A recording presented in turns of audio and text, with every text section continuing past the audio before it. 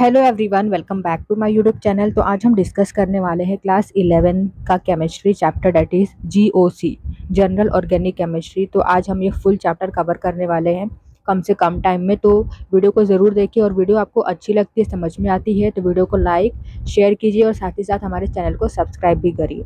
तो चलिए बिना किसी देरी के इस चैप्टर को शुरू करते हैं। तो देखिए, चैप्टर का नाम है जनरल ऑर्गेनिक केमिस्ट्री। तो सबसे पहले आपको ये पता होना चाहिए कि ऑर्गेनिक केमिस्ट्री क्या होता है। तो organic chemistry is the study of organic compound, there structure, properties and reaction. तो ऑर्गेनिक केमिस्ट्री में किसकी स्टडी करते हैं?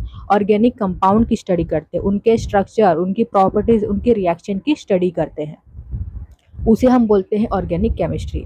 अब हम यहाँ पर हिस्ट्री देखेंगे ऑर्गेनिक कंपाउंड का, हिस्ट्री ऑफ ऑर्गेनिक कंपाउंड की। ऑर्गेनिक कंपाउंड कहाँ से आए हैं, कहाँ से ऑब्टेन किए जाते हैं। The compounds obtained directly or indirectly from living organisms such as plants and animal were called organic compound। तो वो कंपाउंड जो हमें प्लांट्स और एनिमल से मिलते हैं उन्हें ऑर्गेनिक कंपाउंड कहा जाता है। और इनऑर्गेनिक कंपाउंड, वो कंपाउंड जो नॉन लिविंग सोर्सेज से ऑब्टेन किए जाते हैं उन्हें कहा जाता है इनऑर्गेनिक कंपाउंड। जैसे इनऑर्गेनिक कंपाउंड का एग्जांपल है salt, calcium carbonate.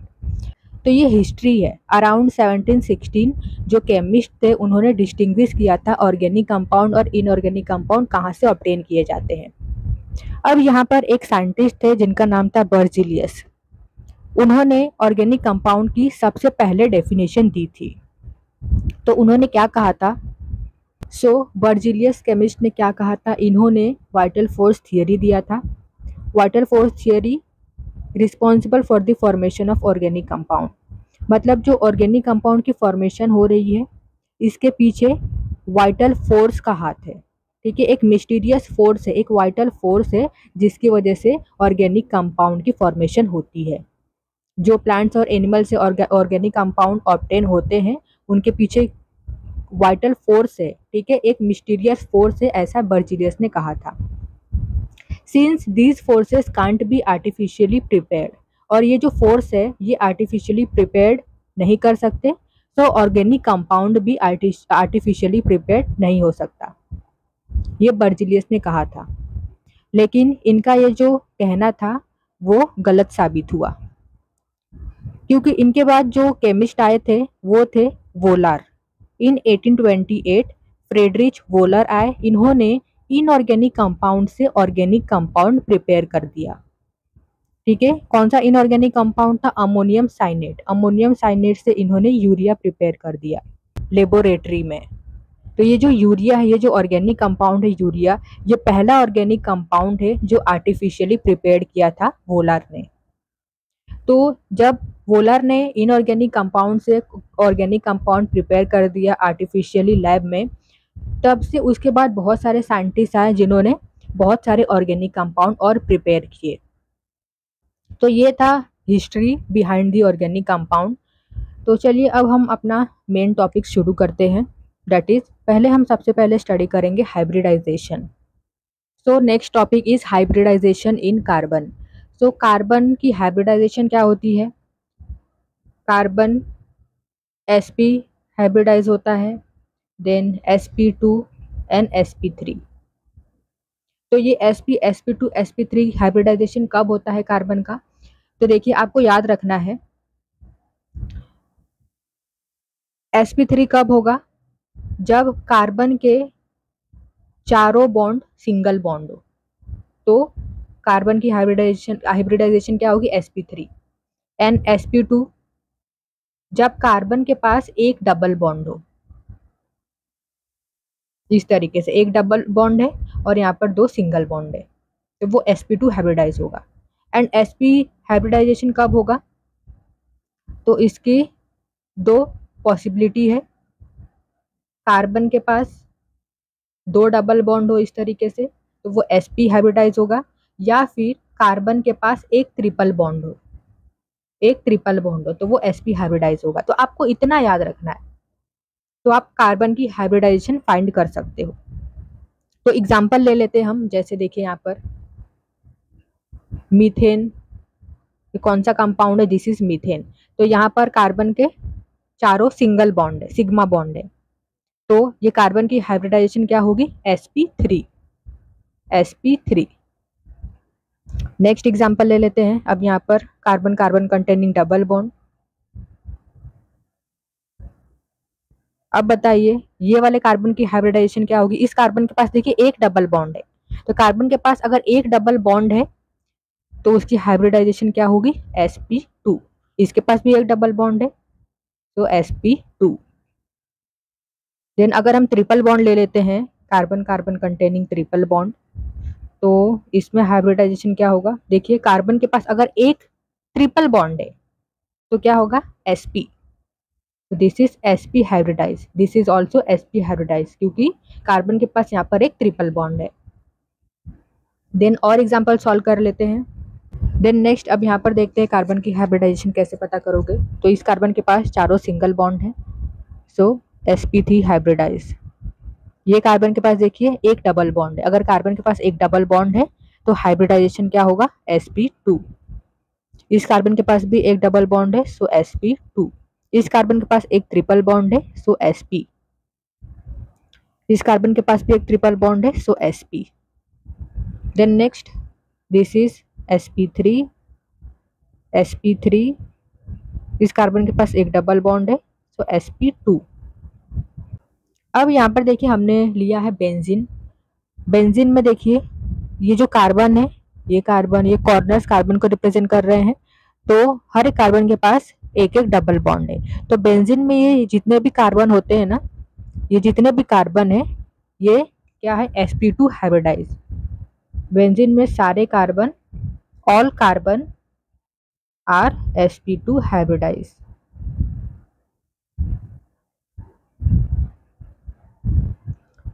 Then next एक और एग्जांपल ले लेते हैं, last example, CH2 double bond CH, single bond CH, double bond C, double bond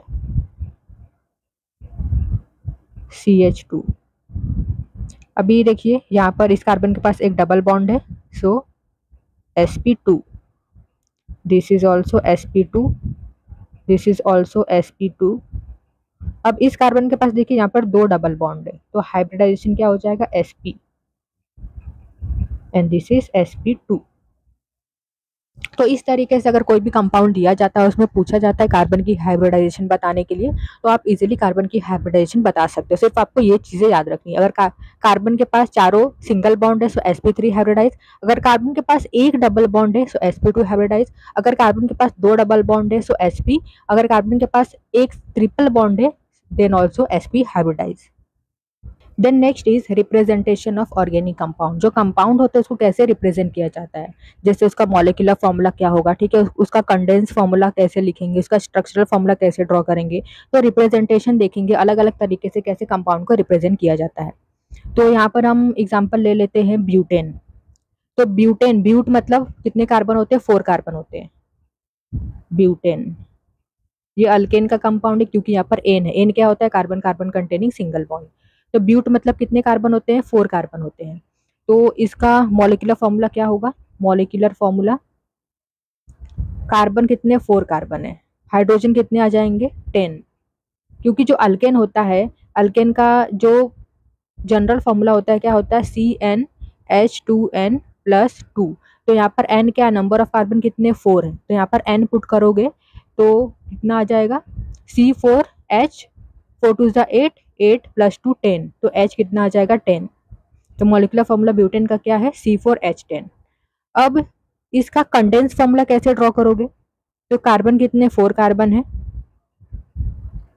condensed formula, तो 4 कार्बन है, सो 1 2 3 4।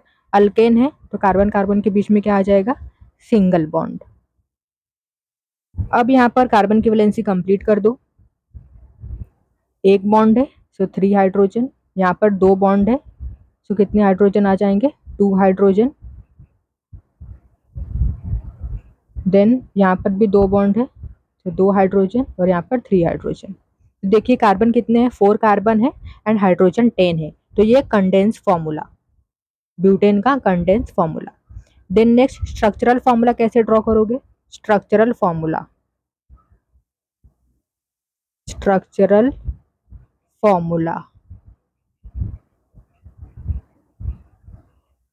तो कार्बन कितने? 4, 1 2 3 4। इस कार्बन के पास एक बॉन्ड है तो चार बॉन्ड होने चाहिए कार्बन के पास, क्योंकि कार्बन की वैलेंसी 4 होती है। तो और 3 बॉन्ड ड्रॉ करो तो इसके पास 4 बॉन्ड हो गया। हर एक कार्बन के पास 4 बॉन्ड होना ही चाहिए। इसके पास 2 है तो और 2 बना दो, यहाँ पर भी इस तरीके से और यहाँ पर इस तरीके से। हाइड्रोजन को लगा दो। तो ये है ब्यूटेन का स्ट्रक्चरल फॉर्मूला। अलग अलग तरीके से हम ब्यूटेन को रिप्रेजेंट कर सकते हैं। अगर हम बोले बॉन्ड लाइन फॉर्मूला क्या होगा? बॉन्ड लाइन फॉर्मूला, तो बॉन्ड लाइन में हम कार्बन हाइड्रोजन को शो नहीं करते, ठीक है, बॉन्ड बनाते हैं इस तरीके से, सिर्फ बॉन्ड दिखाते हैं। तो कितने कार्बन है? 4 कार्बन है ब्यूटेन में। सो 1 2 3 4, 1 2 3 4 कार्बन हो गए। तो ये है ब्यूटेन का बॉन्ड लाइन फॉर्मूला। तो जो ऑर्गेनिक कंपाउंड है उनको इस तरीके से अलग अलग तरीके से रिप्रेजेंट किया जाता है। जैसे एक और हम कंपाउंड ले लेते हैं, क्लोरोइथेन। क्लोरोइथेन, तो इसका मॉलिक्यूलर फॉर्मूला क्या होगा? इथेन C2H5 एंड क्लोरो मतलब Cl। तो ये है क्लोरोइथेन का मॉलिक्यूलर फॉर्मूला। अब इसका कंडेंस फॉर्मूला कैसे ड्रॉ करोगे? तो कितने कार्बन है? 2 कार्बन है। तो 1 2 सिंगल बॉन्ड, यहाँ पर आ जाएगा 3 हाइड्रोजन 2 हाइड्रोजन एंड यहाँ पर है क्लोरो ग्रुप। सो ये है कंडेंस फार्मूला। इसका स्ट्रक्चरल फार्मूला कैसे ड्रॉ करोगे? तो स्ट्रक्चरल फार्मूला मतलब इसको ओपन करके लिख दो, तो इस तरीके से, ठीक है। इस कार्बन से 3 हाइड्रोजन अटैच है, इससे 2। तो ये हो गया स्ट्रक्चरल फार्मूला क्लोरोइथेन का। अब इसका बॉन्ड लाइन फार्मूला कैसे ड्रॉ करोगे? तो 2 कार्बन है, सो 1 2, ये 2 कार्बन हो गए। अब ये यहाँ पर ये वाले कार्बन से क्या लगा है? क्लोरो ग्रुप लगा है। तो इस तरीके से बना के यहाँ पर क्लोरो ग्रुप लगा देंगे। तो ये है बॉन्ड लाइन फॉर्मूला क्लोरोइथेन का। Then next is degree of carbon. तो primary carbon, secondary carbon, tertiary and quaternary carbon. तो आप कैसे आइडेंटिफाई करोगे कि जो कार्बन है वो प्राइमरी कार्बन है, सेकेंडरी कार्बन है, टर्शियरी है या क्वाटरनरी कार्बन है? तो प्राइमरी कार्बन क्या होता है? जब कार्बन डायरेक्टली एक ही कार्बन से अटैच हो तो उसे हम बोलते हैं प्राइमरी कार्बन या फिर 1 डिग्री कार्बन। सेकेंडरी कार्बन किसे बोलते हैं? जो कार्बन है अगर वो डायरेक्टली 2 कार्बन से अटैच है तो उसे हम बोलते हैं 2 डिग्री कार्बन। कार्बन अगर डायरेक्टली 3 कार्बन से अटैच है तो उसे हम टर्शियरी कार्बन बोलते हैं। अगर कार्बन डायरेक्टली 4 कार्बन से अटैच है तो उस कार्बन को हम बोलते हैं क्वाटरनरी कार्बन। जैसे इस एग्जांपल में देखते हैं कि कार्बन की डिग्री क्या है। तो ये कार्बन देखिए डायरेक्टली एक ही कार्बन से अटैच है, तो ये हो गया 1 डिग्री कार्बन। ये कार्बन डायरेक्टली 2 कार्बन से अटैच है तो ये हो गया 2 डिग्री कार्बन। ये कार्बन देखिए डायरेक्टली कितने कार्बन से अटैच है? 1 2 3 4, तो ये कार्बन हो गया 4 डिग्री कार्बन। ये कार्बन डायरेक्टली कितने कार्बन से अटैच है? 1 2 3, so this is 3 degree carbon, this is 2 degree carbon and this is 1 degree carbon. ये कार्बन देखिए डायरेक्टली एक ही कार्बन से अटैच है तो ये हो गया 1 degree carbon, this is also 1 degree carbon, ये भी है 1 डिग्री कार्बन। तो इस तरीके से जो कार्बन है उनकी डिग्री आप आसानी तरीके से बता सकते हो। Then next is classification of organic compounds. Organic compound is classified into 2 type, acyclic compound जिसे हम ओपन चेन भी बोलते हैं एंड साइक्लिक कंपाउंड जिसे हम क्लोज चेन बोलते हैं। तो असाइक्लिक कंपाउंड क्या होता है? वो कंपाउंड जो जिसमें जो कार्बन होते हैं वो या तो स्ट्रेट लाइन में अरेंज हो इस तरीके से या फिर ब्रांचिंग हो इस तरीके से, ये होते हैं असाइक्लिक कंपाउंड जो ओपन चेन होते हैं, या स्ट्रेट चेन या फिर branching. Then acyclic compound is classified into, देखिए यहाँ पर 3 type, alkane, alkene, alkyne. Alkane क्या होता है? Carbon carbon containing single bond, alkene double bond and alkyne triple bond. So alkane को हम सैचुरेटेड भी बोलते हैं, सैचुरेटेड कंपाउंड, एंड जो डबल बॉन्ड ट्रिपल बॉन्ड होते हैं उन्हें हम क्या बोलते हैं? अनसैचुरेटेड कंपाउंड भी बोलते हैं। Then next classification is cyclic, जिसे हम क्लोज चेन भी बोलते हैं. So cyclic is classified into homocyclic compound and heterocyclic compound. So homocyclic क्या होता है? Atom of same element as ring structure. मतलब कि जो रिंग है ना, जो साइक्लिक रिंग है, उसमें जो एटम है वो एक ही तरह के एटम होंगे. जैसे साइक्लोहेक्सेन, साइक्लोहेक्सेन में वो जो रिंग बना है उसमें क्या है, सिर्फ कार्बन के ही एटम है. ठीक है, ये जो रिंग है इसमें क्या है, सिर्फ कार्बन है. ये हो गया होमोसाइक्लिक. हेट्रोसाइक्लिक क्या होता है? हेट्रो मतलब different, atom of different element including carbon. Carbon तो होगा लेकिन कार्बन के अलावा एक डिफरेंट एलिमेंट भी प्रेजेंट होगा. जैसे पाइरोल हो गया,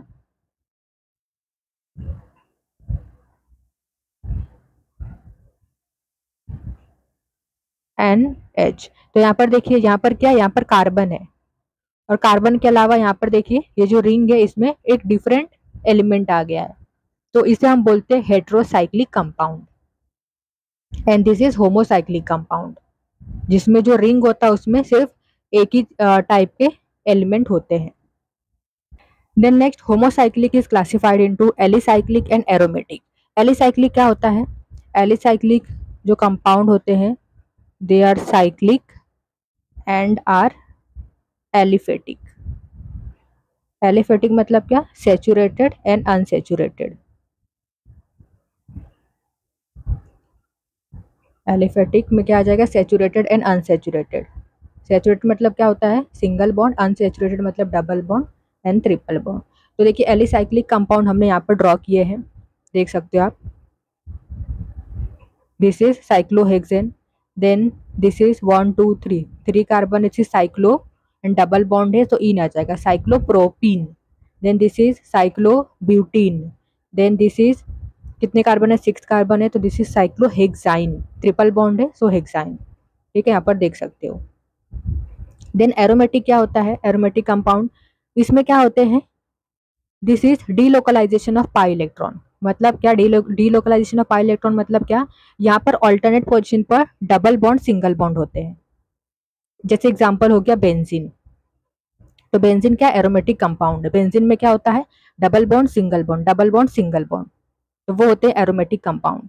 तो aromatic is classified into benzenoid and non benzenoid. तो बेंजेनॉइड मतलब क्या होता है कि जो कंपाउंड होगा उसमें एटलीस्ट एक बेंजीन रिंग होना चाहिए. जैसे ये कंपाउंड देखिए नैप्थलीन है तो इसमें एक बेंजीन रिंग है. So this is benzenoid. Then non benzenoid क्या होता है? इसमें बेंजीन रिंग नहीं होता है. जैसे एग्जांपल हो गया pyridine, furan etcetera. Then heterocyclic compound भी classified into two type, that is alicyclic and aromatic compound. Then next is functional group. तो functional group क्या होता है? See here, an atom or group of atom in a molecule which is responsible for the characteristic chemical properties of organic compound. So ऐसा atom या group of atom जो क्या करता है, किसी भी कंपाउंड में जाके उसकी प्रॉपर्टी को बदल देता है, उसके फंक्शन को बदल देता है, उसे हम फंक्शनल ग्रुप बोलते हैं. जैसे एग्जांपल ले लेते हैं, यहाँ पर हम एक कंपाउंड ले रहे हैं CH4. ये क्या है? मीथेन है, मीथेन. अब यहाँ पर यहाँ से एक हाइड्रोजन निकल गया और उस हाइड्रोजन की जगह पर आ गया एक ग्रुप OH. क्या ऐड हो गया? OH. तो जब यहाँ पर OH ऐड हो गया इस कंपाउंड में तो इस कंपाउंड की पूरी प्रॉपर्टी ही बदल गई है. यहाँ पर आ गया CH3OH.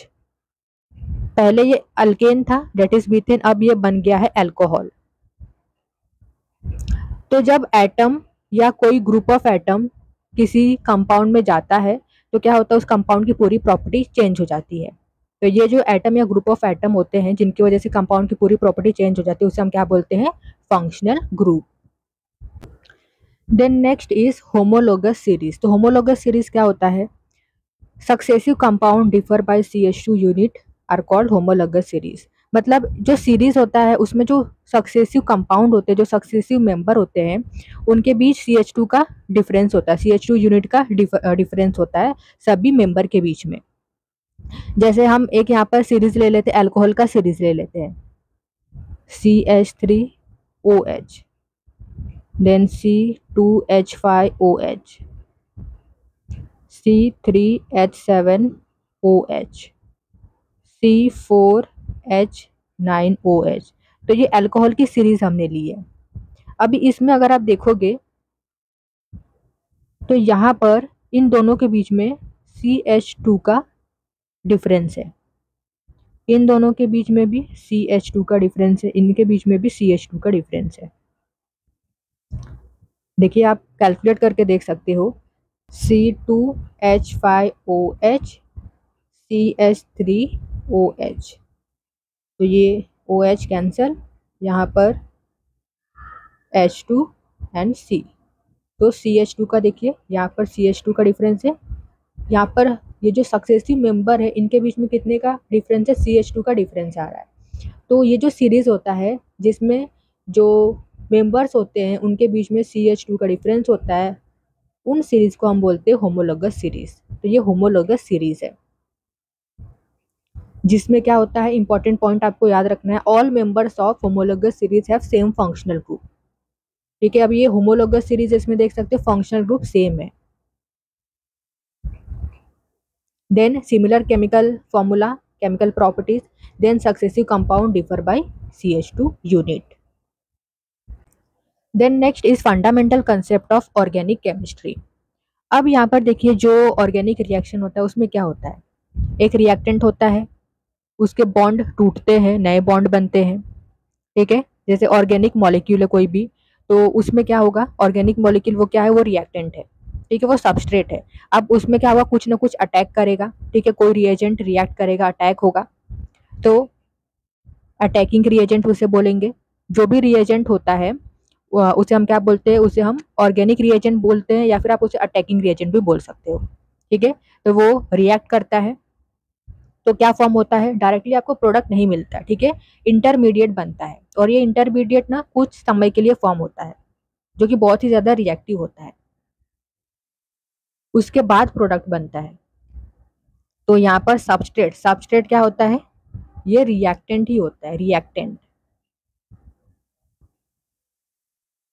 अब रिएक्टेंट में कुछ होगा जो यहाँ पर इसके साथ रिएक्ट करेगा, तो यहाँ पर क्या होता है, अटैकिंग रिएजेंट होता है। ठीक है, तो ये आपस में रिएक्ट करते हैं तो क्या फॉर्म होता है, इंटरमीडिएट बनता है सबसे पहले। जो इंटरमीडिएट होता है वो कुछ टाइम के लिए ही बनता है, उसके बाद क्या बनता है, प्रोडक्ट बनता है। तो यहाँ पर हम सबसे पहले देखेंगे बॉन्ड फ्यूजन, मतलब बॉन्ड कैसे ब्रेक होता है। उसके बाद हम टाइप ऑफ अटैकिंग रिएजेंट भी देखेंगे। तो चलिए सबसे पहले हम डिस्कस कर लेते हैं bond fusion, that is breaking of covalent bond. So यहाँ पर बॉन्ड फ्यूजन, फ्यूजन का मतलब क्या होता है, ब्रेक, ब्रेकिंग, बॉन्ड कैसे ब्रेक होता है। तो दो तरह के बॉन्ड फ्यूजन होते हैं, homolytic bond fusion and heterolytic bond fusion. Homolytic bond fusion and heterolytic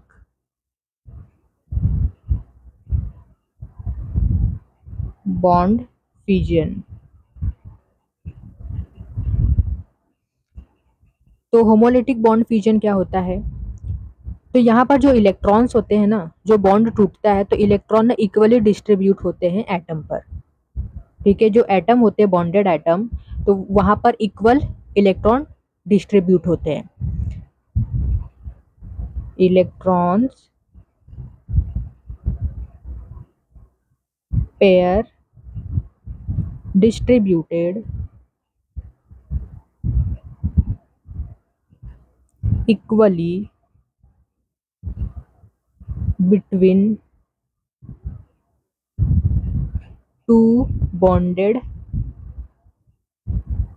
atom। जैसे हम यहाँ पर एग्जांपल भी ले लेते हैं,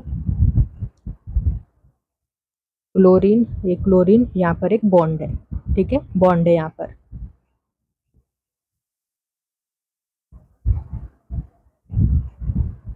अब यहाँ पर देखिए एक बॉन्ड में दो इलेक्ट्रॉन होते हैं, तो यहाँ पर दो एटम है, तो ये जो बॉन्ड टूटेगा, ब्रेक होगा, तो जो इलेक्ट्रॉन है ना वो इक्वली डिस्ट्रीब्यूट होंगे, दो बॉन्ड है तो एक इलेक्ट्रॉन यहाँ पर जाएगा, एक इलेक्ट्रॉन यहाँ पर।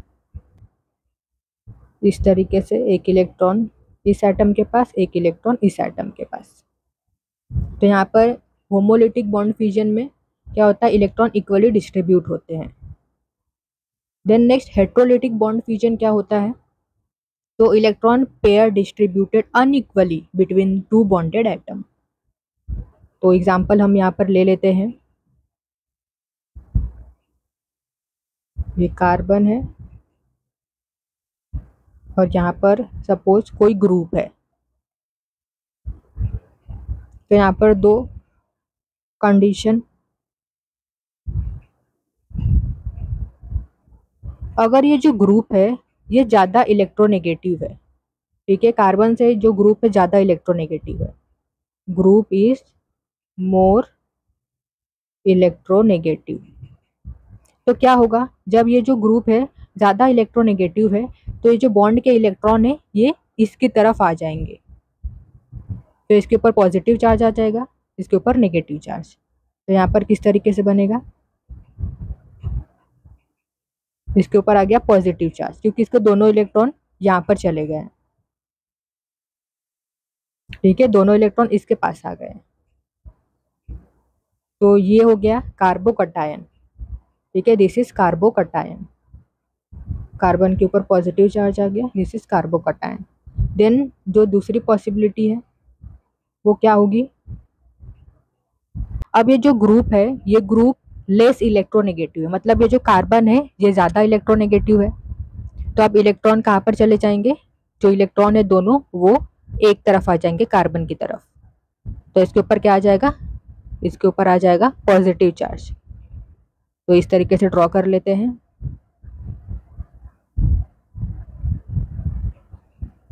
अब यहाँ पर दोनों इलेक्ट्रॉन आ गए हैं और यहाँ पर पॉजिटिव चार्ज, तो इसे हम बोलते हैं कार्ब अनायन।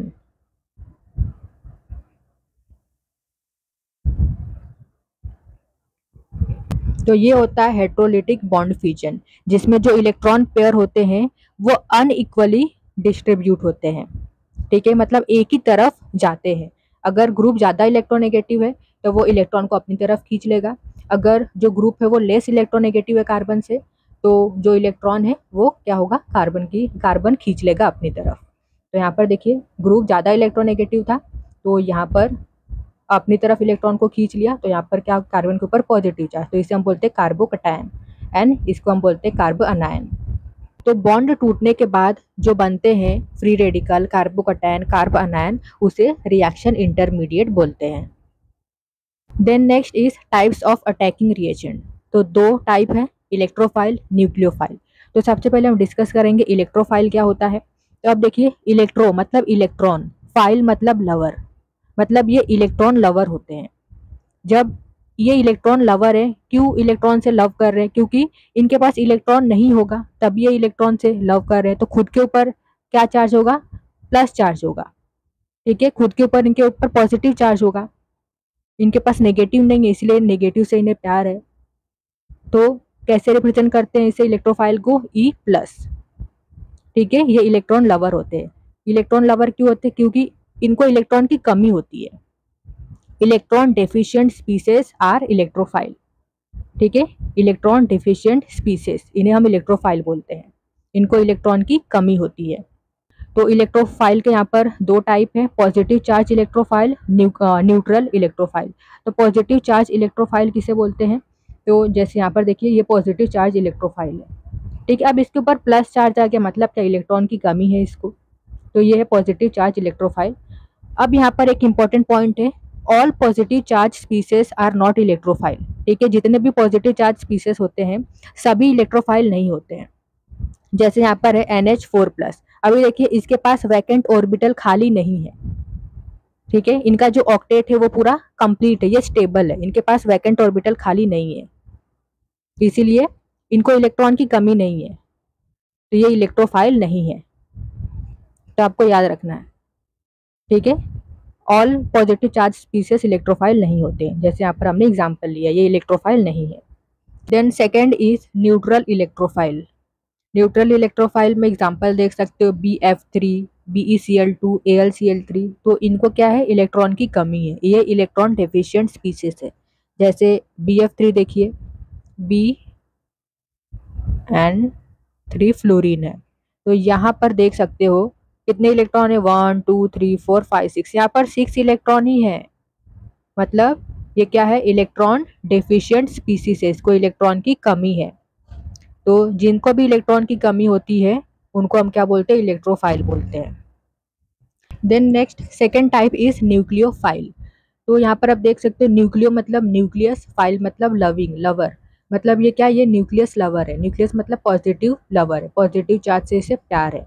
तो इसके पास पॉजिटिव की कमी होगी तभी इसे पॉजिटिव से प्यार है, मतलब इसके खुद के ऊपर क्या होगा, नेगेटिव चार्ज होगा। तो न्यूक्लियोफाइल को हम इस तरीके से रिप्रेजेंट करते हैं, Ni उसके ऊपर नेगेटिव चार्ज। तो जो न्यूक्लियोफाइल होते हैं ये इलेक्ट्रॉन रिच स्पीसीज होते हैं, इनके पास भर भर के इलेक्ट्रॉन होते हैं। तो यहाँ पर न्यूक्लियोफाइल के भी यहाँ पर दो टाइप कौन से हैं, negatively charge species.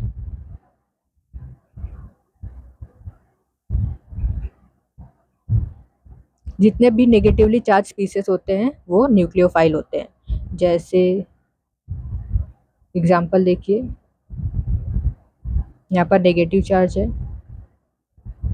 Then Br negative charge, CH3 negative charge, OH।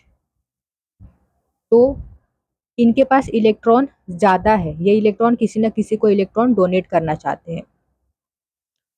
तो जितने भी नेगेटिवली चार्ज स्पीसीज होते हैं वो क्या होते हैं, न्यूक्लियोफाइल होते हैं। देन न्यूट्रल, जो न्यूट्रल होते हैं मतलब lone pair containing nucleophile, lone pair containing nucleophile. जिनके पास लोन पेयर इलेक्ट्रॉन होगा उसको न्यूक्लियोफाइल कहेंगे। जैसे एग्जांपल H2O, अभी यहाँ पर देखिए लोन पेयर है, then NH3 with lone pair electron,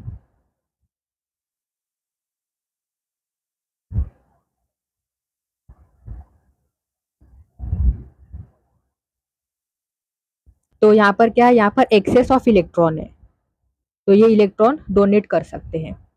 Then next is electronic displacement effect. So see here, the electronic displacement effect in organic chemistry refers to the movement or shifting of electrons within a molecule, affecting the molecule's reactivity and stability. तो यहाँ पर क्या होता है, electron shift होता है, electron move करता है। तो ये इलेक्ट्रॉन मूव क्यों करता है, तो हम यहाँ पर इफेक्ट पढ़ने वाले हैं। इन इफेक्ट की वजह से ही इलेक्ट्रॉन मूव करता है। तो यहाँ पर देखिए, इलेक्ट्रॉनिक डिस्प्लेसमेंट इफेक्ट के टाइप है यहाँ पर, inductive effect, resonance effect, hyper conjugation, electromeric effect. तो इन इफेक्ट को हम स्टडी करेंगे। तो ये जो inductive effect, resonance and hyper conjugation होते हैं ये परमानेंट इफेक्ट होते हैं, वेयर एज इलेक्ट्रोमेरिक इफेक्ट ये टेम्पररी इफेक्ट होता है। तो वन बाय वन करके इन हम इफेक्ट को स्टडी करेंगे। तो सबसे पहले हम स्टडी करेंगे इंडक्टिव इफेक्ट क्या होता है। इंडक्टिव इफेक्ट क्या होता है, तो आप सबको पता होगा जो इंडक्टिव इफेक्ट होता है ये परमानेंट इफेक्ट होता है। इसमें क्या होता है, सिग्मा इलेक्ट्रॉन शिफ्ट होते हैं मोस्ट इलेक्ट्रोनेगेटिव एटम की तरफ। मतलब कि ये जो इफेक्ट होता है ना, ये किस में पॉसिबल होता है, सिग्मा बॉन्ड में पॉसिबल होता है। तो जो सिग्मा इलेक्ट्रॉन होते हैं वो किसकी तरफ शिफ्ट होते हैं, जो ज़्यादा इलेक्ट्रोनेगेटिव होगा उसकी तरफ सिग्मा इलेक्ट्रॉन शिफ्ट होते हैं, उसी को हम बोलते हैं इंडक्टिव इफेक्ट। तो क्या होता है, जब इलेक्ट्रॉन शिफ्ट होते हैं मोस्ट इलेक्ट्रोनेगेटिव एटम की तरफ तो चार्ज क्रिएट होता है, पार्शियल चार्ज डेवलप होता है।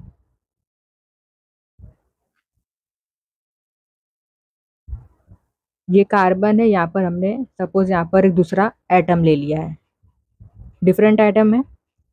तो यहाँ पर एक और एग्जांपल ले लेते हैं, यहाँ पर हमने वाई ले लिया, डिफरेंट एटम। तो इस वाले एग्जांपल में देखिए, सपोज ये जो एक्स है ज़्यादा इलेक्ट्रोनेगेटिव है कार्बन से, मतलब electronegative of x is greater than electronegative of carbon. तो जब x ज़्यादा इलेक्ट्रोनेगेटिव है तो ये जो सिग्मा बॉन्ड के इलेक्ट्रॉन है, एक बॉन्ड में 2 इलेक्ट्रॉन होता है, तो जो इलेक्ट्रॉन है किसकी तरफ शिफ्ट हो जाएंगे, मोस्ट इलेक्ट्रोनेगेटिव एटम की तरफ। तो यहाँ पर क्या क्रिएट होगा, क्या डेवलप होगा, चार्ज डेवलप होगा। यहाँ पर आ जाएगा del negative, negative charge develop हो जाएगा और इस पर पॉजिटिव चार्ज, डेल पॉजिटिव। तो इस इफेक्ट को हम इंडक्टिव इफेक्ट बोलते हैं। अगर इसकी बात करें तो यहाँ पर सपोज कीजिए कि जो इलेक्ट्रोनेगेटिविटी है वाई एटम की वो कम है कार्बन से। Electronegativity of Y atom is less than electronegativity of carbon. तो क्या होगा, अब यहाँ पर कार्बन की इलेक्ट्रोनेगेटिविटी ज़्यादा है तो कार्बन की तरफ इलेक्ट्रॉन शिफ्ट हो जाएंगे, तो इसके ऊपर आ जाएगा negative charge, partial negative charge, partial positive charge. अब यहाँ पर देखिए ये जो ग्रुप है, ये जो एक्स ग्रुप है, क्या हुआ यहाँ पर इसने क्या किया है, कार्बन से इलेक्ट्रॉन इसने विड्रॉ किया है, कार्बन से इलेक्ट्रॉन इसने लिया है, विड्रॉ किया है, तो इसे हम बोलेंगे electron withdrawing group. This is electron withdrawing group और इसे हम माइनस आई ग्रुप भी बोलते हैं, माइनस आई ग्रुप।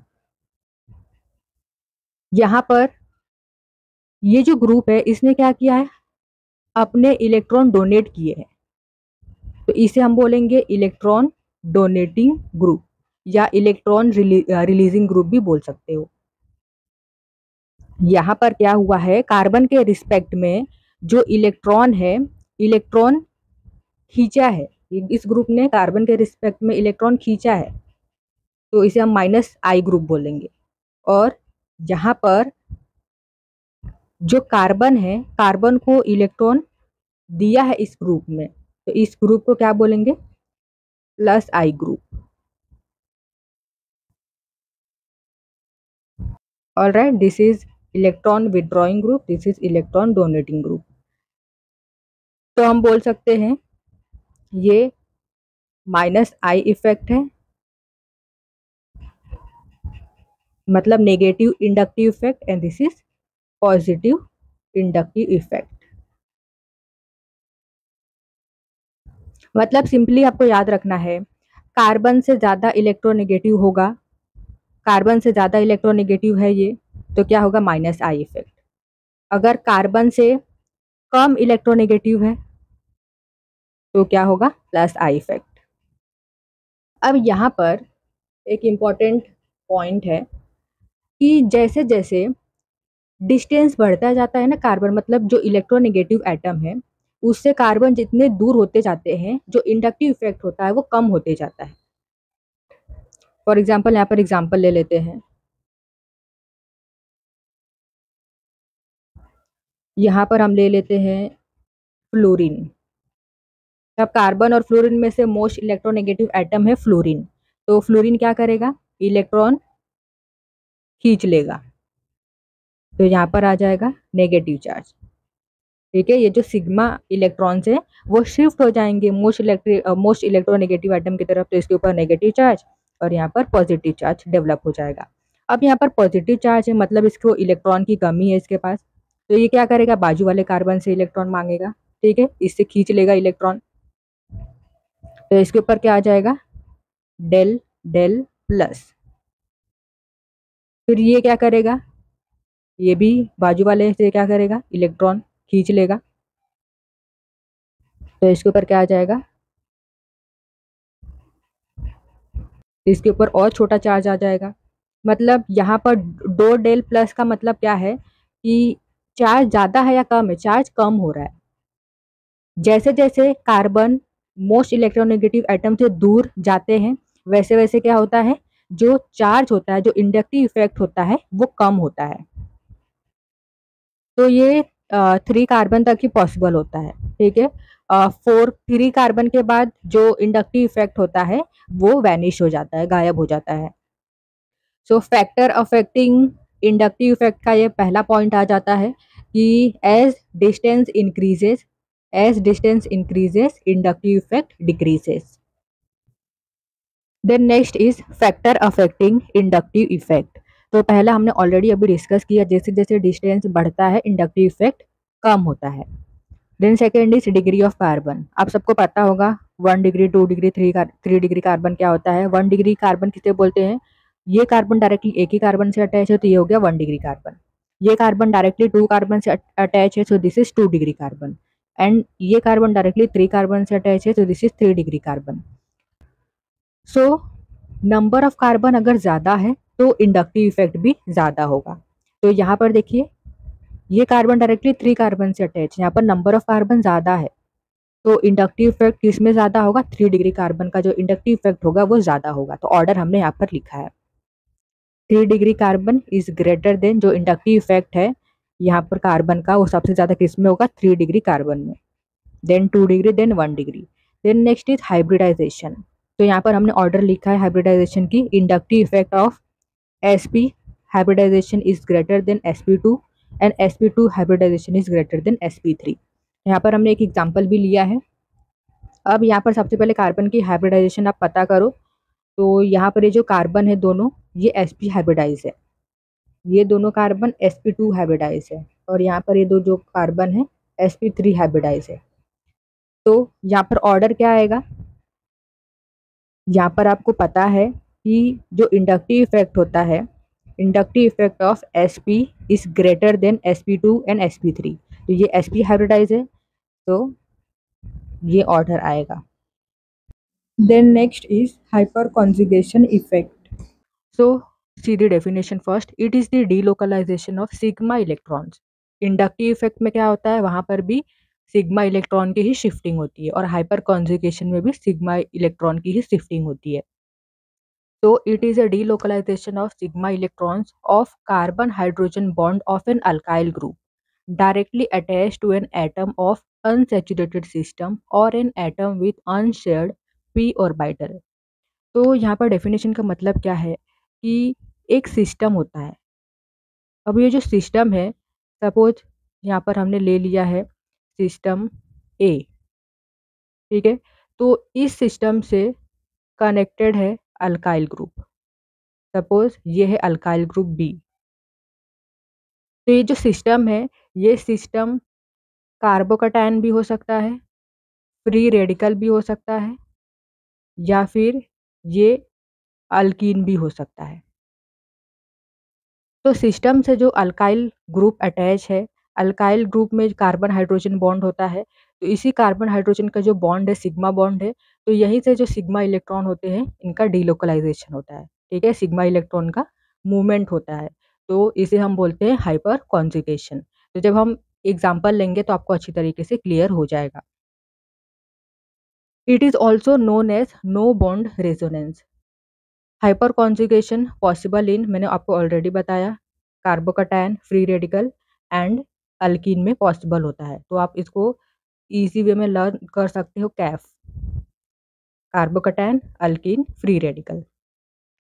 देन कंडीशन क्या होता है, कौन से कंडीशन में हाइपर कॉन्जुगेशन पॉसिबल होता है। तो कंडीशन देखिए क्या क्या होना चाहिए, presence of alpha carbon. Then alpha carbon जो है वो sp3 हाइब्रिडाइज होना चाहिए, and alpha carbon should contain at least 1 alpha hydrogen. तो अल्फा कार्बन से एटलीस्ट 1 अल्फा हाइड्रोजन अटैच होना चाहिए, तो ये कंडीशन है। तो सबसे पहले हम डिस्कस करेंगे कार्बोकैटायन में किस तरीके से हाइपर कॉन्जुगेशन होता है। तो यहाँ पर हमने ले लिया है एक कंपाउंड, ऑर्गेनिक कंपाउंड। तो यहाँ पर देखिए दिस इज कार्बोकैटायन। यहाँ पर कंडीशन क्या आता है हाइपर कॉन्जुगेशन के लिए, अल्फा कार्बन प्रेजेंट होना चाहिए। तो देखिए ये कार्बोकैटायन है, इससे ये वाला कार्बन डायरेक्टली अटैच है, तो ये है अल्फा कार्बन, और अल्फा कार्बन sp3 हाइब्रिडाइज होना चाहिए। तो यहाँ पर कितने बॉन्ड है, 1 2 3 4 सिग्मा बॉन्ड है, मतलब ये कार्बन sp3 हाइब्रिडाइज है। तो अल्फा कार्बन से 2 हाइड्रोजन अटैच होते हैं, उन्हें हम क्या बोलते हैं, अल्फा हाइड्रोजन। तो यहाँ पर 3 अल्फा हाइड्रोजन प्रेजेंट है। कंडीशन में क्या था, at least one alpha hydrogen present होना ही चाहिए। तो अल्फा हाइड्रोजन भी प्रेजेंट है यहाँ पर, तो सारे कंडीशन यहाँ पर फुलफिल्ड हो रहे हैं। तो अब देखिए किस तरीके से इलेक्ट्रॉन, सिग्मा इलेक्ट्रॉन की शिफ्टिंग होती है। तो अब देखिए यहाँ पर डेफिनेशन में क्या था, ये सिस्टम है और ये क्या है, अल्काइल है, अल्काइल ग्रुप है। तो अल्काइल ग्रुप में कार्बन हाइड्रोजन जो होते हैं, इनके बीच में जो बॉन्ड होता है, यहीं से सिग्मा इलेक्ट्रॉन की डीलोकलाइजेशन होती है। तो अब देखिए पहला कंडीशन, यहाँ से सिग्मा इलेक्ट्रॉन मूव कर सकते हैं। तो यहाँ से ये बॉन्ड यहाँ पर आएगा, तो क्या स्ट्रक्चर बनेगा,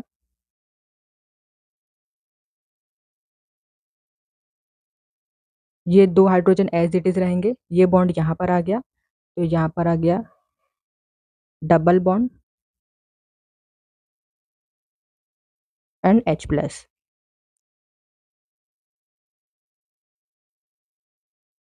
देन CH2। ये पहला पॉसिबिलिटी है। दूसरा पॉसिबिलिटी भी हो सकता है, यहाँ पर यहाँ से देखिए ये बॉन्ड यहाँ पर आएगा, दिस इज सेकेंड पॉसिबिलिटी।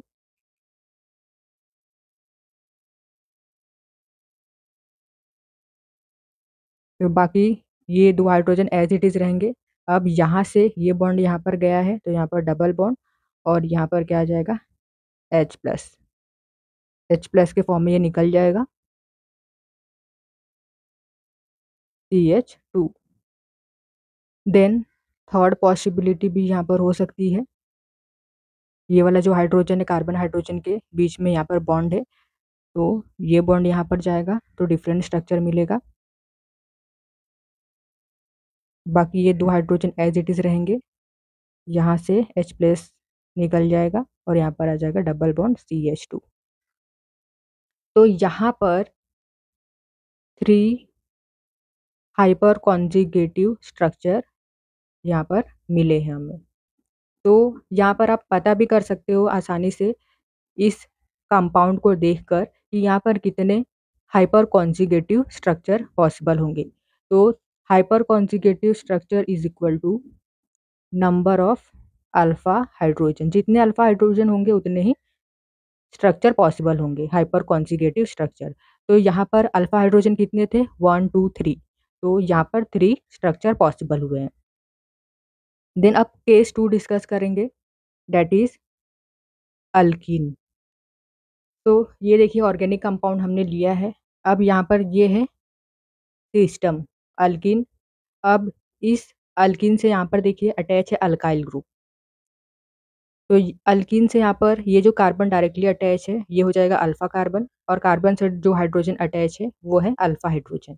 और ये कार्बन देखिए sp3 हाइब्रिडाइज है। तो सारे कंडीशन यहाँ पर फुलफिल्ड है।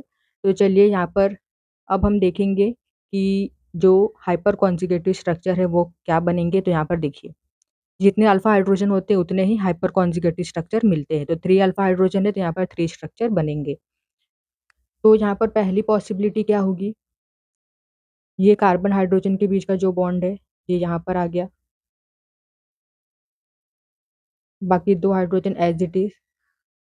जब बॉन्ड यहाँ पर आ गया तो यहाँ पर डबल बॉन्ड आ गया है और ये H+ निकल गया। देन CH, तो अब यहाँ से देखिए इलेक्ट्रॉन यहाँ पर शिफ्ट होगा, पाई इलेक्ट्रॉन, तो सिंगल बॉन्ड। तो ये पहली पॉसिबिलिटी है। Then next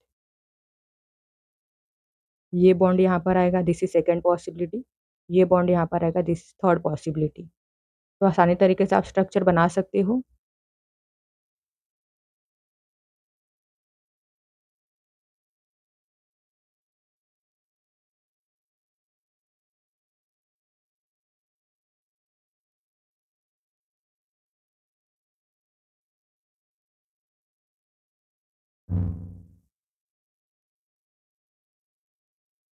this is the third possibility.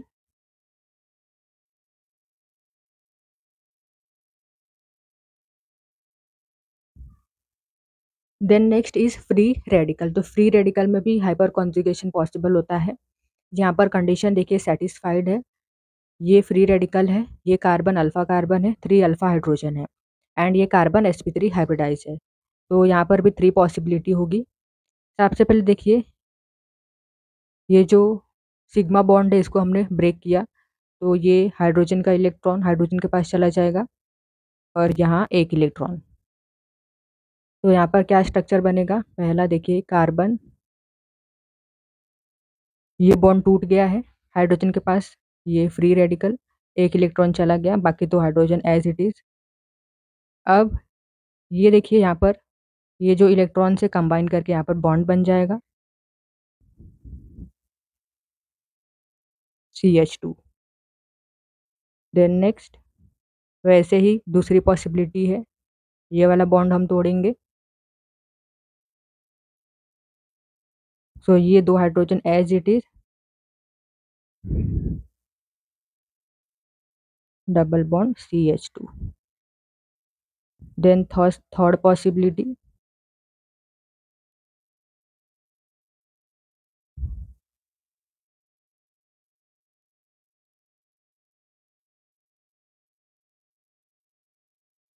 तो इस तरीके से सिग्मा इलेक्ट्रॉन की डीलोकलाइजेशन होती है और हाइपर कॉन्जुगेशन इसमें पॉसिबल होता है free radical carbocation and alkene में। यहाँ पर हम एक दो क्वेश्चन भी सॉल्व कर लेते हैं। तो यहाँ पर हमने क्वेश्चन लिया है, find the number of hyperconjugative structure involving carbon hydrogen bond breaking. तो यहाँ पर अल्कीन है, ठीक है, ये कॉर्नर क्या है, कार्बन को रिप्रेजेंट करते हैं, तो ये अल्कीन है, ठीक है। तो ये वाला कार्बन देखिए अल्फा कार्बन है और इससे अगर हम ड्रॉ करें तो यहाँ पर ये क्या, ये कार्बन है, मैंने ड्रॉ कर दिया है, ये अल्फा कार्बन है, यहाँ पर एक ही बॉन्ड है, तो और कितने बॉन्ड यहाँ पर हम ड्रॉ कर सकते हैं, 3। तो यहाँ पर कितने हाइड्रोजन होंगे, 3 हाइड्रोजन है, अल्फा हाइड्रोजन कितने यहाँ पर, 3 अल्फा हाइड्रोजन। तो हाइपर कॉन्जुगेटिव स्ट्रक्चर कितना होगा, 3।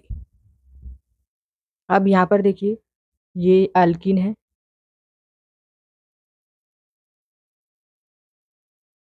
ये अल्फा कार्बन है, ये अल्फा कार्बन है। अल्फा कार्बन से जो हाइड्रोजन अटैच होते हैं वो क्या होते हैं, अल्फा हाइड्रोजन। तो यहाँ पर 3 अल्फा हाइड्रोजन एंड यहाँ पर भी 3 अल्फा हाइड्रोजन, टोटल कितने अल्फा हाइड्रोजन है, 6। तो यहाँ पर स्ट्रक्चर कितना होगा possible, 6। Then see the next example. तो यहाँ पर कार्बोकैटायन है, ये वाला कार्बन अल्फा कार्बन है, ठीक है, ये वाला कार्बन है अल्फा कार्बन, इससे जो हाइड्रोजन अटैच होंगे वो अल्फा हाइड्रोजन होंगे, तो यहाँ पर 2 बॉन्ड है, तो 2 बॉन्ड और हम ड्रॉ कर सकते हैं। यहाँ पर कार्बन की वैलेंसी 4 होती है, यहाँ पर 2 बॉन्ड ऑलरेडी है, तो यहाँ पर हम 2 बॉन्ड ड्रॉ करेंगे और हाइड्रोजन को लगा देंगे। तो यहाँ पर अल्फा हाइड्रोजन कितने हैं, 2। तो हाइपर कॉन्जुगेटिव स्ट्रक्चर कितना होगा यहाँ पर, 2। Then this is for your homework, इसका हाइपर कॉन्जुगेटिव स्ट्रक्चर कितना होगा आप सब कमेंट में बताइए। देन नेक्स्ट इफेक्ट डिस्कस करेंगे हम, रेजोनेंस इफेक्ट। तो सबसे पहले हम यहाँ पर देख लेते हैं कि रेजोनेंस क्या होता है। आपने ऑलरेडी पढ़ा हुआ रेजोनेंस के बारे में, लेकिन हम थोड़ा सा डिस्कशन कर लेते हैं। तो जब सिंगल स्ट्रक्चर से उस कंपाउंड उस मॉलिक्यूल की सारी प्रॉपर्टी को नहीं बताया जा सकता, तो हम क्या करते हैं, एक से ज़्यादा स्ट्रक्चर ड्रॉ करते हैं। तो जो आप एक से ज़्यादा स्ट्रक्चर ड्रॉ कर रहे हैं उसे क्या बोलते हैं, उसे बोलते हैं रेजोनेटिंग स्ट्रक्चर या फिर कैनोनिकल स्ट्रक्चर या कॉन्ट्रीब्यूटिंग स्ट्रक्चर भी बोल सकते हो। तो वो जो कैनोनिकल स्ट्रक्चर होता है उसका जो मिक्सचर होता है, मिक्सचर से जो कंपाउंड फॉर्म होता है उसे हम बोलते हैं रेजोनेंस हाइब्रिड। जैसे एग्जांपल ले लेते हैं बेंजीन। तो बेंजीन का स्ट्रक्चर जैसे हमने यहाँ पर ड्रॉ किया, इसमें क्या होता है, ऑल्टरनेट पोजीशन पर डबल बॉन्ड और सिंगल बॉन्ड होते हैं, एक डबल बॉन्ड सिंगल बॉन्ड, फिर double bond single bond, double bond single bond, ये होता है बेंजीन का स्ट्रक्चर। अब इसका रेजोनेटिंग स्ट्रक्चर ड्रॉ करें तो यहाँ पर क्या होगा, इलेक्ट्रॉन की शिफ्टिंग होगी, ये जो पाई इलेक्ट्रॉन्स है वो क्या होंगे, वो मूव करेंगे, ये यहाँ पर चला गया, तो ये वाला बॉन्ड यहाँ पर आ जाएगा और ये वाला बॉन्ड यहाँ पर, तो यहाँ पर स्ट्रक्चर बनेगा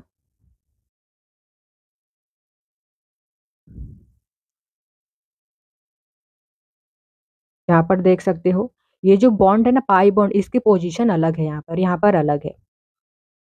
ठीक है, जब एक सिंगल स्ट्रक्चर से इस कंपाउंड की सारी प्रॉपर्टी को नहीं बताया जा सकता, इसलिए हम एक से ज्यादा स्ट्रक्चर ड्रॉ करते हैं। तो बेंजीन के यहाँ पर देखिए रेजोनेटिंग स्ट्रक्चर कितने हैं, 2 रेजोनेटिंग स्ट्रक्चर है। ठीक है, ये जो हमने स्ट्रक्चर ड्रॉ किया है इसे क्या बोलते हैं, ये है रेजोनेटिंग स्ट्रक्चर। रेजोनेटिंग स्ट्रक्चर या फिर आप इसे क्या बोल सकते हो, कैनोनिकल स्ट्रक्चर,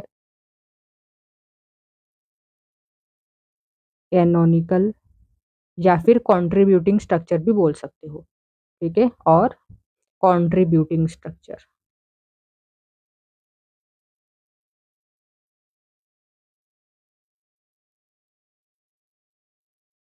अब ये जो स्ट्रक्चर है रेजोनेटिंग स्ट्रक्चर, इनका जो मिक्सचर होता है,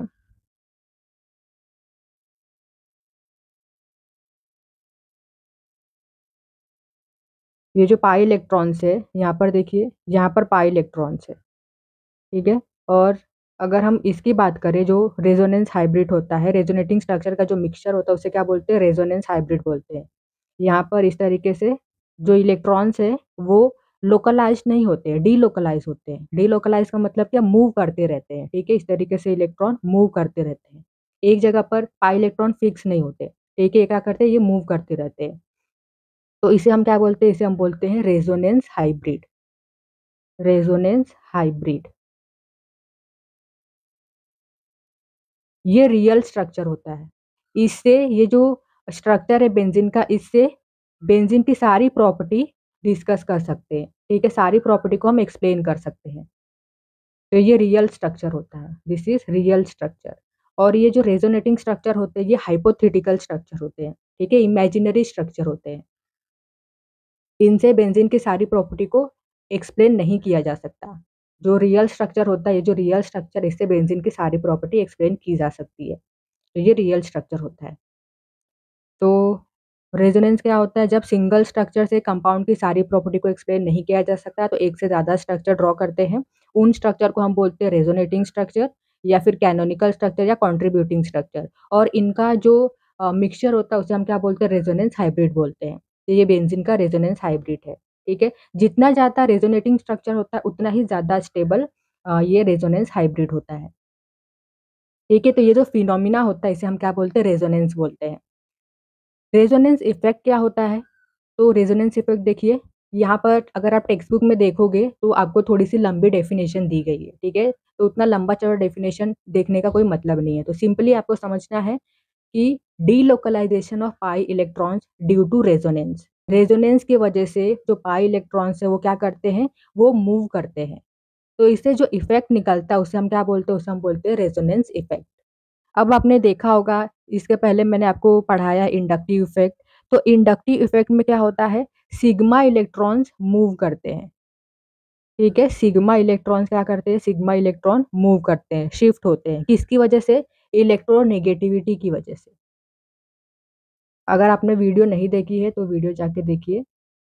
इलेक्ट्रोनेगेटिविटी की वजह से जो सिग्मा इलेक्ट्रॉन्स है वो मूव करते हैं। अब यहाँ पर हम रेजोनेंस इफेक्ट पढ़ रहे हैं, तो रेजोनेंस इफेक्ट में आई इलेक्ट्रॉन शिफ्ट होता है। ठीक है, आई इलेक्ट्रॉन्स क्या करता है, मूव करता है, किसकी वजह से, रेजोनेंस की वजह से। ऑल राइट, तो अब यहाँ पर हम देखेंगे कि रेजोनेंस होने के लिए कुछ कंडीशन होनी चाहिए।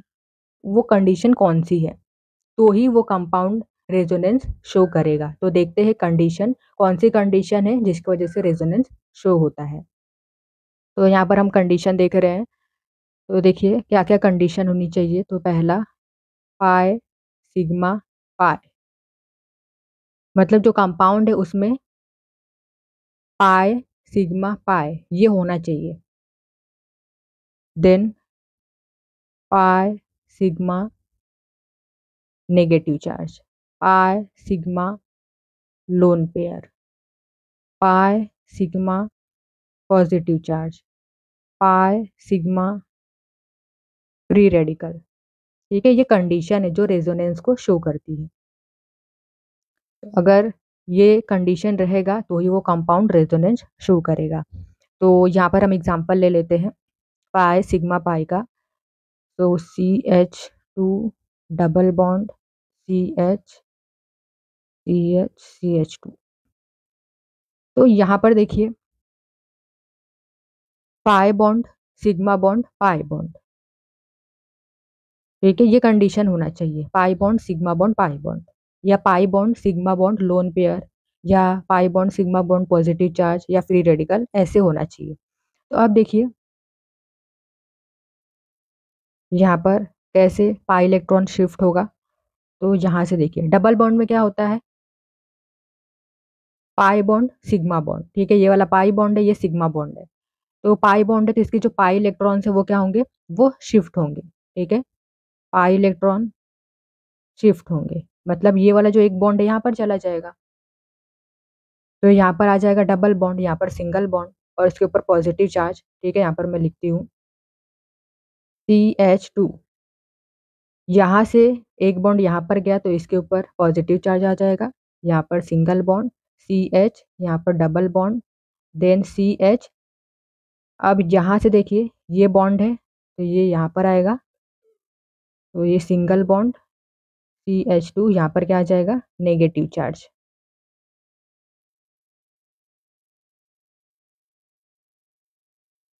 देन यहाँ पर एग्जांपल ले लेते हैं पाई सिग्मा और नेगेटिव चार्ज का, CH2 double bond CH single bond CH2, ठीक है, यहाँ पर नेगेटिव चार्ज। तो देखिए क्या ये रेजोनेंस शो करेगा, तो कंडीशन देखिए पाई सिग्मा और एक नेगेटिव चार्ज, ठीक है, ये वाला कंडीशन है। तो रेजोनेंस यहाँ पर शो होगा, रेजोनेटिंग स्ट्रक्चर ड्रॉ करो। अब यहाँ पर ये नेगेटिव चार्ज है तो ये यहाँ पर आएगा और यहाँ से एक बॉन्ड यहाँ पर, तो CH2 यहाँ पर आ जाएगा नेगेटिव चार्ज, CH ये यहाँ पर गया तो double bond CH2। Then pi sigma positive charge का एक एग्जांपल लेते हैं, CH2 डबल बॉन्ड CH यहाँ पर पॉजिटिव है, तो यहाँ पर यहाँ से ये बॉन्ड यहाँ पर गया तो यहाँ पर क्या फॉर्म होगा, CH2 यहाँ पर सिंगल बॉन्ड, ठीक है, यहाँ से एक बॉन्ड यहाँ पर गया है तो यहाँ पर क्या आ जाएगा, पॉजिटिव चार्ज, CH यहाँ पर double bond CH2। Then pi sigma free radical, तो CH2 CH, ठीक है, यहाँ पर है फ्री रेडिकल, देखिए pi bond sigma bond free radical.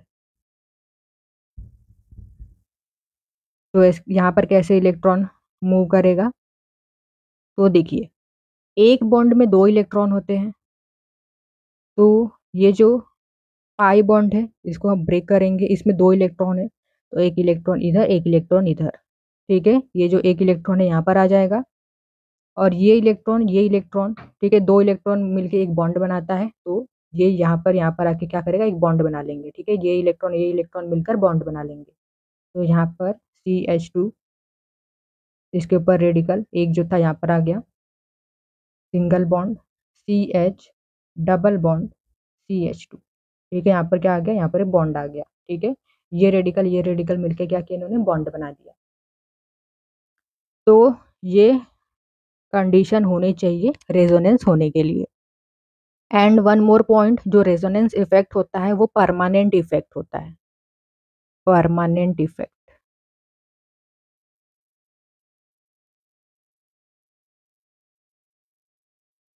Then next, अब यहाँ पर देखिए जो रेजोनेंस इफेक्ट होता है इसे हम मेसोमेरिक इफेक्ट भी बोलते हैं, ठीक है, ये सेम होता है, सिर्फ थोड़ा सा डिफरेंस होता है, ठीक है, तो वो डिफरेंस आप यहाँ पर देख लीजिए। तो जो रेजोनेंस इफेक्ट होता है occur due to presence of conjugation, ठीक है, ये कॉन्जुगेशन के प्रेजेंस में होता है। कॉन्जुगेशन मतलब क्या, ऑल्टरनेट ऑल्टरनेट पोजीशन पर double bond single bond double bond single bond. Pi electrons move in any direction, अब यहाँ पर पाई इलेक्ट्रॉन्स, ठीक है, दोनों डायरेक्शन में मूव कर सकते हैं। जैसे एग्जांपल हमने यहाँ पर लिया है, पाई इलेक्ट्रॉन ये यहाँ से यहाँ मूव कर सकते हैं और यहाँ से यहाँ भी मूव कर सकते हैं, ठीक है, pi electrons move in any direction. तो देखिए जैसे यहाँ पर पाई इलेक्ट्रॉन्स को हम इधर मूव कर रहे हैं ये साइड पर, तो यहाँ पर ये गया। तो पहला कंडीशन देखिए, जब पाई इलेक्ट्रॉन्स हमने यहाँ से मूव किया तो CH2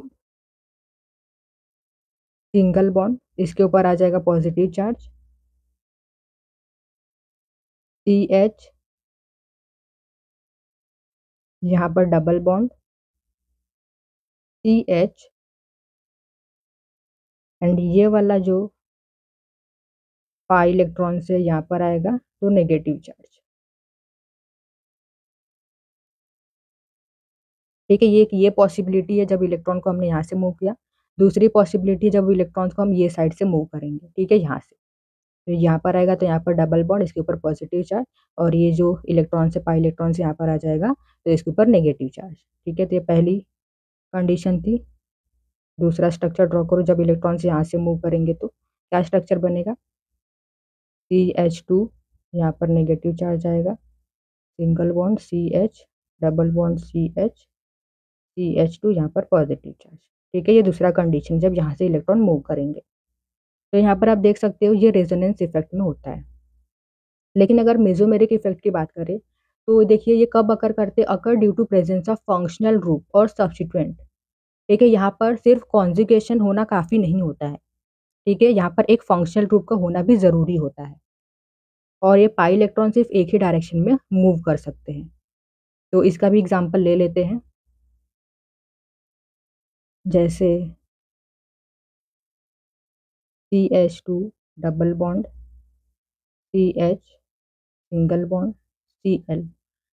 अभी यहाँ पर एक बॉन्ड है तो यहाँ पर कितने लोन पेयर आ जाएंगे, 3, 1 2 3।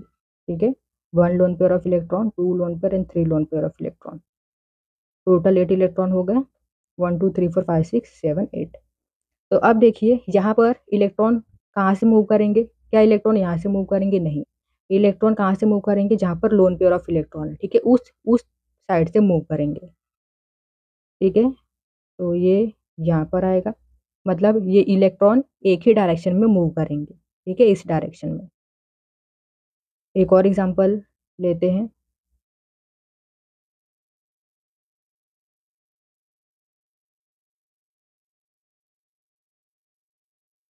जैसे यहाँ पर फंक्शनल ग्रुप है NH2, एक लोन पेयर। तो यहाँ पर इलेक्ट्रॉन, ये जो ग्रुप है, यहाँ से इलेक्ट्रॉन मूव करेंगे रिंग की तरफ। ठीक है, एक ही डायरेक्शन में। ये वाला जो इलेक्ट्रॉन है ये मूव करेगा रिंग की तरफ। ठीक है, एक ही डायरेक्शन में। तो ये मेसोमेरिक इफेक्ट होता है। ठीक है, ये डिफरेंस है, बस आपको ये याद रखना है। एंड यहाँ पर एक और पॉइंट है, all mesomeric effect are resonance. जितने भी मेसोमेरिक इफेक्ट है ना, क्या है, वो रेजोनेंस है, लेकिन सारे रेजोनेंस इफेक्ट मेसोमेरिक नहीं है। ऑल राइट, आपको क्या याद रखना है, all mesomeric effect are resonance but all resonance are not mesomeric effect. Then next अब हम डिस्कस करने वाले हैं रेजोनेंस के टाइप ऑफ रेजोनेंस इफेक्ट। तो दो टाइप होते हैं, positive resonance effect and negative resonance effect. तो पॉजिटिव रेजोनेंस इफेक्ट किसे बोलते हैं, तो transfer of electron from substituent group to system are called positive resonance effect. ठीक है, जब इलेक्ट्रॉन ट्रांसफर होता है सब्स्टिट्यूएंट ग्रुप से सिस्टम की तरफ। हम एग्जांपल देखेंगे, आपको क्लियर होगा कि एग्जैक्ट मीनिंग क्या है डेफिनेशन का। एंड नेगेटिव रेजोनेंस इफेक्ट क्या होता है, transfer of electron from system to substituent group. जब इलेक्ट्रॉन का ट्रांसफर होता है सिस्टम से सब्स्टिट्यूएंट ग्रुप की तरफ, तो उसे हम बोलते हैं negative resonance effect. Group that show positive resonance effect, ये ग्रुप है जो प्लस आर इफेक्ट शो करते हैं, एंड ये जो ग्रुप है ये नेगेटिव रेजोनेंस इफेक्ट शो करते हैं। तो चलिए हम एग्जांपल से डिस्कस करते हैं कि पॉजिटिव रेजोनेंस इफेक्ट और नेगेटिव रेजोनेंस इफेक्ट कैसे होता है, कैसे ट्रांसफर होता है इलेक्ट्रॉन का सब्स्टिट्यूएंट ग्रुप से सिस्टम की तरफ एंड सिस्टम से सब्स्टिट्यूएंट की तरफ। तो यहाँ पर हमने एग्जांपल लिया है, देखिए प्लस आर इफेक्ट क्या होता है, जब सब्स्टिट्यूएंट ग्रुप से इलेक्ट्रॉन ट्रांसफर होते हैं सिस्टम की तरफ, ठीक है। तो ये सिस्टम है, ठीक है। ये जो रिंग है ये सिस्टम है और ये सब्स्टिट्यूएंट ग्रुप है। तो जब सब्स्टिट्यूएंट ग्रुप से इलेक्ट्रॉन का ट्रांसफर होता है सिस्टम की तरफ तो उसे हम बोलते हैं पॉजिटिव रेजोनेंस इफेक्ट। तो चलिए देखते हैं किस तरीके से इलेक्ट्रॉन ट्रांसफर होंगे। तो यहाँ पर दो लोन पेयर ऑफ इलेक्ट्रॉन है। तो ये जो इलेक्ट्रॉन है, लोन पेयर ऑफ इलेक्ट्रॉन, ये यहाँ पर शिफ्ट हुआ। तो ये जो बॉन्ड है ये यहाँ पर आ जाएगा। तो ड्रॉ करते हैं रेजोनेटिंग स्ट्रक्चर।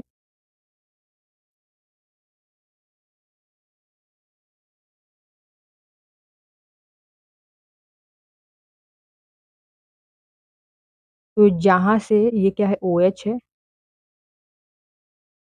यहाँ से लोन पेयर ऑफ इलेक्ट्रॉन यहाँ पर गया तो यहाँ पर क्या आ जाएगा, डबल बॉन्ड और यहाँ पर पॉजिटिव चार्ज।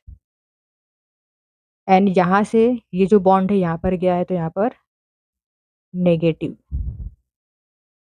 और बाकी ये जो दो बॉन्ड है एज इट इज रहेंगे।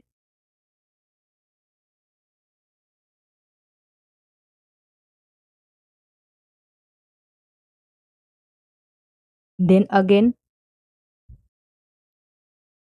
ये जो चार्ज है, नेगेटिव चार्ज, ये यहाँ पर आएगा और ये जो बॉन्ड है ये यहाँ पर आ जाएगा। तो अगला स्ट्रक्चर ड्रॉ कर दो।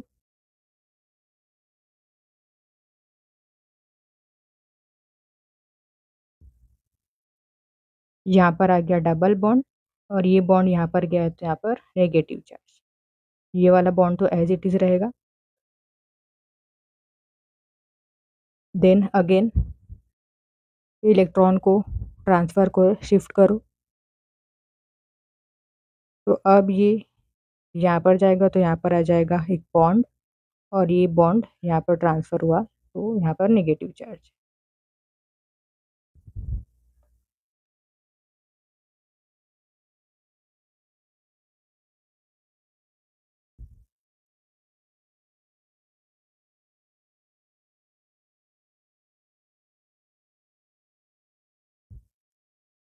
देन नेक्स्ट ये यहाँ पर आया और यहाँ से ये बॉन्ड वापस यहाँ पर चला गया।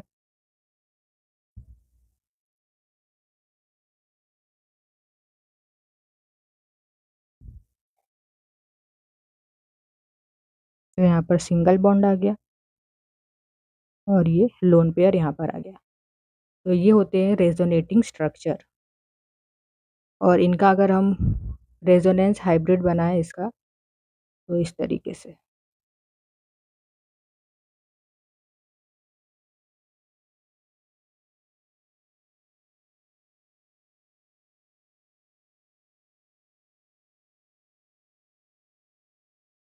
ये है रेजोनेंस हाइब्रिड।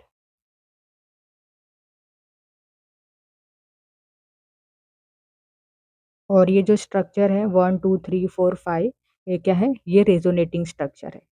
रेजोनेटिंग स्ट्रक्चर बोलो या एनोनिकल स्ट्रक्चर या फिर कंट्रीब्यूटिंग स्ट्रक्चर भी बोल सकते हो।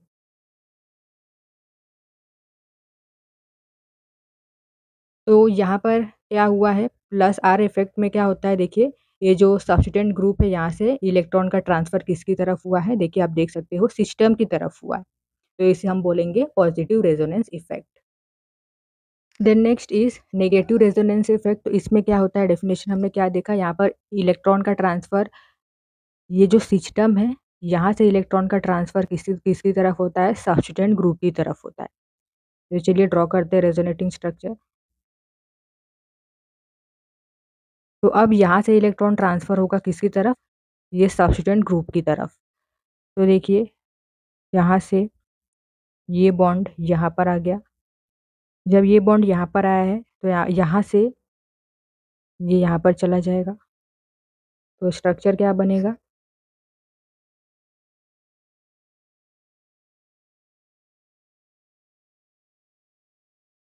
यहाँ पर आ गया डबल बॉन्ड,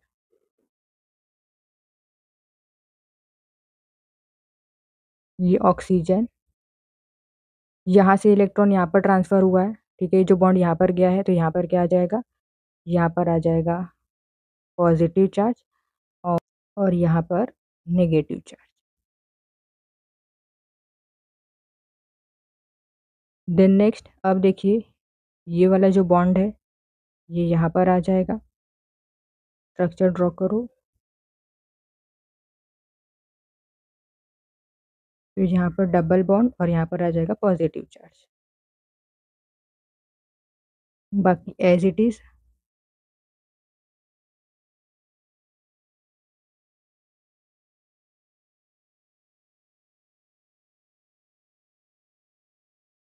देन नेक्स्ट अब ये बॉन्ड यहाँ पर आएगा तो यहाँ पर पॉजिटिव चार्ज और यहाँ पर एक बॉन्ड आ जाएगा, डबल बॉन्ड।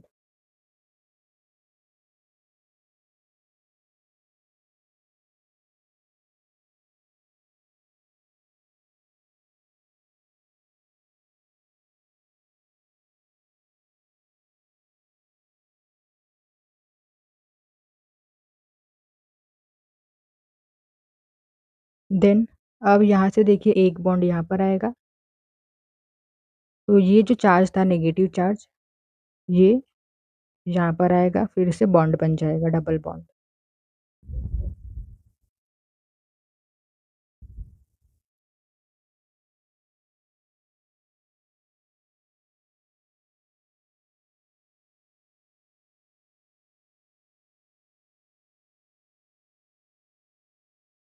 तो नाइट्रोबेंजीन के ये रेजोनेटिंग स्ट्रक्चर है 1 2 3 4 5 रेजोनेटिंग स्ट्रक्चर पॉसिबल होता है नाइट्रोबेंजीन में।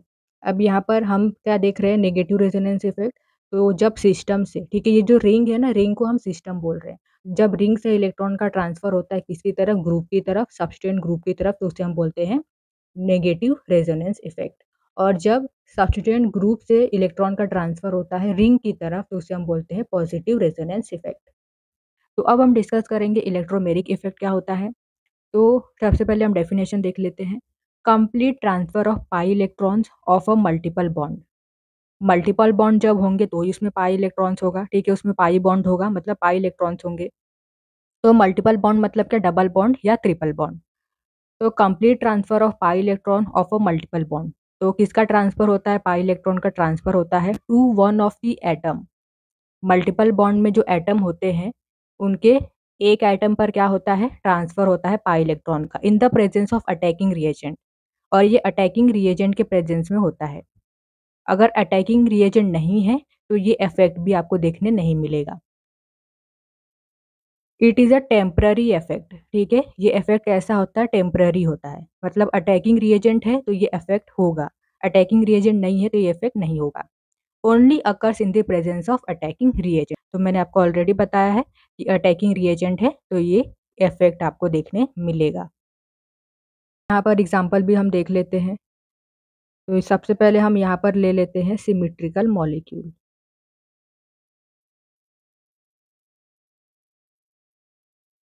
CH triple bond CH, attacking reagent, this is attacking reagent. तो देखिए ये पाई बॉन्ड है मतलब पाई इलेक्ट्रॉन्स, तो ये पाई इलेक्ट्रॉन्स ट्रांसफर होंगे यहाँ पर। तो इसके ऊपर पॉजिटिव चार्ज आ जाएगा, इसके ऊपर नेगेटिव चार्ज, इस तरीके से।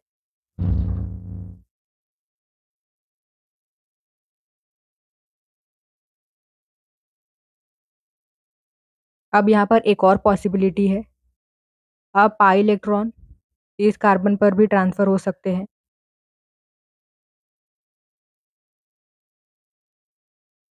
देखिए ये जो पाई इलेक्ट्रॉन है अब इधर ट्रांसफर हो गया, अटैकिंग रिएजेंट के प्रेजेंस में ये होगा। तो यहाँ पर डबल बॉन्ड आ जाएगा। अब इलेक्ट्रॉन्स यहाँ पर ट्रांसफर हुए तो यहाँ पर पॉजिटिव चार्ज आ जाएगा, यहाँ पर नेगेटिव चार्ज। तो सिमेट्रिकल में क्या होता है, यहाँ पर दो पॉसिबिलिटी देखने मिली हमें। अब हम बात करेंगे जो अनसिमेट्रिकल ऑर्गेनिक कंपाउंड होते हैं उसमें किस तरीके से हमें इलेक्ट्रोमेरिक इफेक्ट देखने मिलता है। तो यहाँ पर हम कंपाउंड ले लेते हैं एंड अटैकिंग रिएजेंट। तो अब यहाँ पर देखिए ये जो ऑक्सीजन है ना, ये हाईली इलेक्ट्रोनेगेटिव एटम है। तो ये इलेक्ट्रॉन को पुल करता है। तो इलेक्ट्रॉन कहाँ पर ट्रांसफर होंगे, ऑक्सीजन की तरफ ट्रांसफ़र होंगे। यहाँ पर एक ही पॉसिबिलिटी हमें देखने मिलेगी, ऑक्सीजन ज़्यादा इलेक्ट्रोनेगेटिव है, इसीलिए इलेक्ट्रॉन यहाँ पर ट्रांसफ़र होंगे। तो इसके ऊपर पॉजिटिव चार्ज आ जाएगा, यहाँ पर negative charge.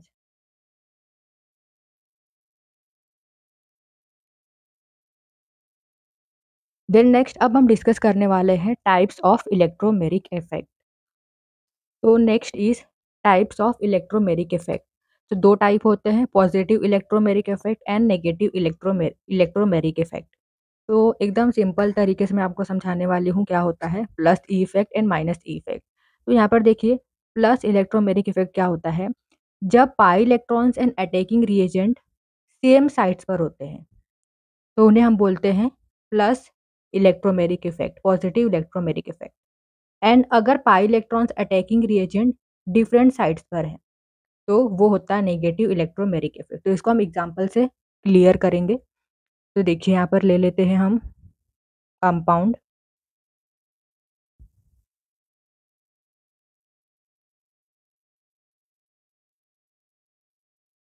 And attacking reagent H+।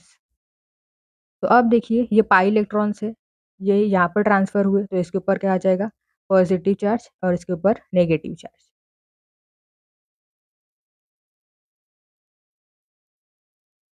ये सिंगल बॉन्ड आ गया,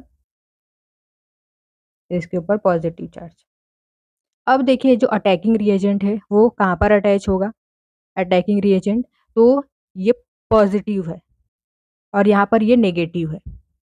तो पॉजिटिव नेगेटिव क्या होते हैं अट्रैक्ट करते हैं, तो ये कहाँ पर जाएगा, यहाँ पर इस कार्बन पर। तो यहाँ पर आपको क्या देखने मिला कि जो पाई इलेक्ट्रॉन्स है, ठीक है, पाई इलेक्ट्रॉन्स और अटैकिंग रिएजेंट सेम साइड्स पर है, ठीक है, इस कार्बन पर। इसीलिए इसे हम बोलते हैं पॉजिटिव इलेक्ट्रोमेरिक इफेक्ट, ठीक है, एक ही तरफ है। लेकिन अगर हम बात करें नेगेटिव इलेक्ट्रोमेरिक इफेक्ट की, तो यहाँ पर पाई इलेक्ट्रॉन्स अटैकिंग रिएजेंट क्या होंगे, सेम साइड्स पर नहीं होंगे, डिफरेंट साइड्स पर होंगे। तो एग्जांपल ले लेते हैं।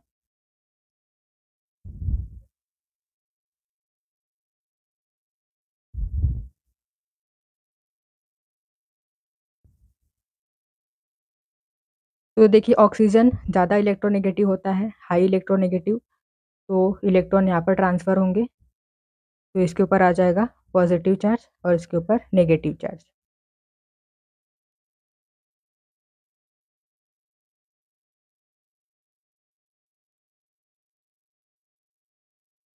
तो अब देखिए ये नेगेटिव है और ये पॉजिटिव है, तो ये कहाँ पर जाएगा, यहाँ पर, ठीक है।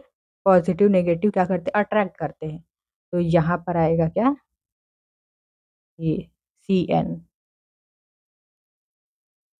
तो यहाँ पर आपको क्या देखने मिला कि जो पाई इलेक्ट्रॉन्स है यहाँ पर गया, ऑक्सीजन की तरफ गया है, और जो ये अटैकिंग रिएजेंट है वो कार्बन की तरफ गया है, ठीक है, डिफरेंट साइड्स पर है। Pi electrons attacking reagent are at different sides, इसीलिए इसे हम बोलते हैं negative electromeric effect. So this is all about electromeric effect. I hope कि आपको ये टॉपिक समझ में आया हो। सो वीडियो समझ में आई हो, वीडियो अच्छी लगी हो तो वीडियो को लाइक कीजिए, शेयर कीजिए और हमारे चैनल को सब्सक्राइब कर लीजिए। Thank you so much for watching this video.